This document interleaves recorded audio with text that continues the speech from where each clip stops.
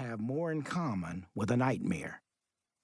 60 years later, African Americans have even more reasons to fear racially motivated violence, as evidenced by the mass shootings and police violence of recent years.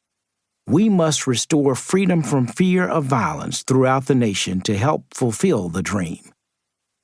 We must ask, what kind of society are we creating when we arm unhinged vigilantes to murder and maim unarmed citizens of all races with weapons of mass murder? The horrific gun violence and mass shootings America has experienced just in this year provide ample testament that there's no way we can fulfill the dream of a peaceful society until we enact gun safety laws. These must include nationwide background checks before the purchase of all guns and a ban on the sale of AR-15-style weapons to the general public. Polls indicate these reforms are highly popular. And we must address the growing threat to American democracy.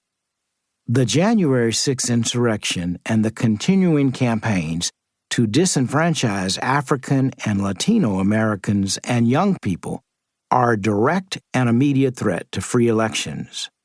Our challenge now is to mobilize a new coalition of conscience to defend democracy and voting rights in every state.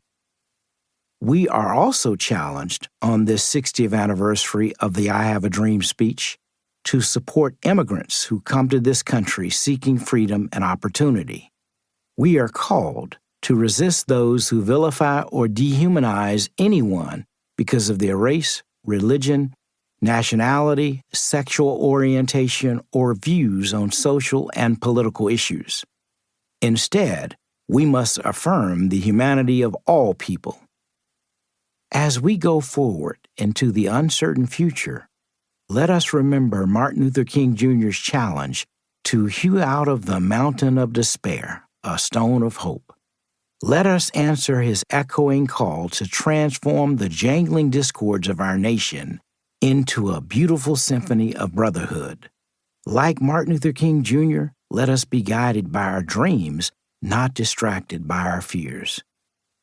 God did not put us all here together in this great nation to shirk our responsibilities to one another or to herd ourselves into racial enclaves or cultural pigeonholes. We are all children of God, blood of one beautiful family, and it's time for us to honor our identity as brothers and sisters. As Americans, we will surely continue to disagree about many of the great issues of our times. But instead of allowing ourselves to be dragged down into a polarizing anger and paralyzing hatred for those with whom we disagree, let us instead resolve to disagree as brothers and sisters in a spirit of civility that befits the people of a great democracy. Let's invigorate our democracy by electing leaders who are willing to reach out across partisan divides to build bridges of trust, cooperation, and mutual respect.